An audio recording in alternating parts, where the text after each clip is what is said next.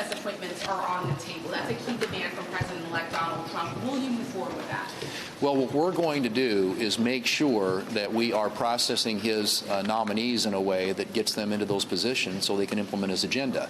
How that happens remains to be seen.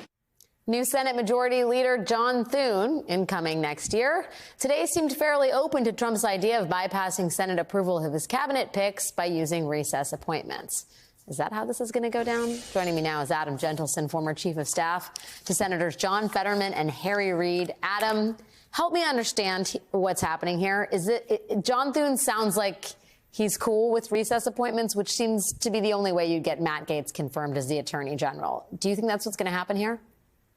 That's right. He did sound cool with it in theory, but that quote was before Matt Gaetz was announced as the nominee for Attorney General. And I think John Thune might have thought twice about that openness to recess appointments after that announcement. I do think the only way Matt Gaetz will become Attorney General is by a recess appointment. I don't think he can get the votes to be confirmed through regular order. So, what Trump did was raise the stakes of that idea of recess appointments. Senate Republicans now know what the stakes are here, that if they give him that power, what they are doing, in effect, is to give him the power to appoint people like Matt Gaetz.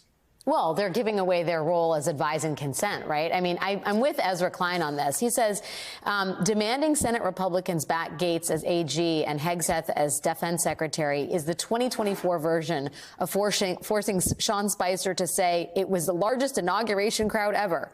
These aren't just appointments. They're loyalty tests. The absurdity is the point. That seems right to me, that this is about loyalty. Yeah, that's right. I mean, yeah.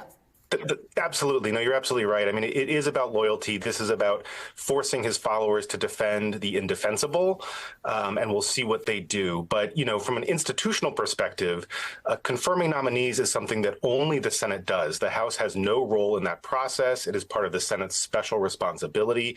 If the Senate Republicans decide to just cede that responsibility entirely by giving Trump the power to do recess appointments, and he's made clear, recess appointments are something that in the past were used for special circumstances where a post really needed to be filled under, an emergency or something like that. No president has ever used the recess appointments power to just fill his cabinet. And that is what Trump has made clear he's going to do. And that is a complete bypass of the Senate's advise and consent responsibility. So if Senate Republicans give him that appointment, they're not just letting him fill one post here and there in an emergency situation. They are saying, we cede our power. We cede our constitutional responsibility of advise and consent to you, Donald Trump, our leader. So that's a big test for them, and certainly a big test for the brand new Senate Majority Leader, John Thune. Do you read anything into the fact that the Senate Republicans elected John Thune over Trump's pick, Rick Scott, who is undoubtedly more MAGA, though let's not suggest that John Thune is somehow a centrist? I mean, but do you think that that bodes anything good for the institution? John Thune is an interesting character in Senate history because he won his seat in 2004 by knocking off this reigning Democratic leader Tom Daschle in what at the time was seen as sort of a major victory for this new confrontational style of politics. That was 20 years ago. That style of politics has obviously gotten much more confrontational since then. He's not necessarily some institutionalist, but he is more of an institutionalist than Rick Scott. I think Senate Majority Leader Rick Scott would have rolled over immediately to give Trump any power he wants.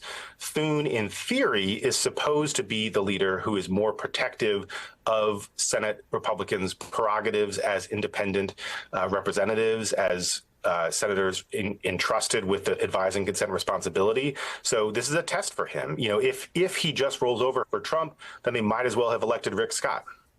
It is a test for them and a test for our democracy, right? Adam Gentleson, thank you for joining me tonight, my friend. Great to have your perspective on this one.